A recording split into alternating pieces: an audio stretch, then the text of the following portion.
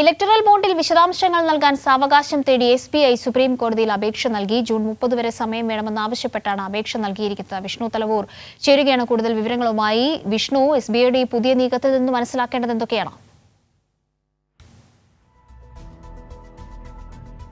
Kavya, electoral ബോണ്ടുകൾ റദ്ദാക്കിയ supreme കോടതി SBIയോട് ഈ മാസം 6-ാം തീയതിക്ക് മുന്നേ എല്ലാ വിവരങ്ങളും ഇലക്ട്രൽ ബോണ്ടുമായി കഴിഞ്ഞ 5 വർഷം ശേഖരിച്ച ഇലക്ട്രൽ ബോണ്ട് വിവരങ്ങൾ എല്ലാം തന്നെ തെരഞ്ഞെടുപ്പ് കമ്മീഷന് കൈമാറണമെന്നും അതോടൊപ്പം തന്നെ കേന്ദ്ര തെരഞ്ഞെടുപ്പ് കമ്മീഷൻ ഈ ഒരു വിവരങ്ങൾ പബ്ലിഷ് ചെയ്യണമെന്നും സുപ്രീം കോടതി ഭരണഘടനാ ബെഞ്ച് നിർദ്ദേശം നൽകിയതാണ്. ഈ ഒരു തീയതി അവസാനിക്കാനിരിക്കെയാണ് ഇപ്പോൾ SBI സുപ്രീം കോടതിയിൽ വീണ്ടും ഒരു അപേക്ഷയുമായിട്ട് എത്തിയത്.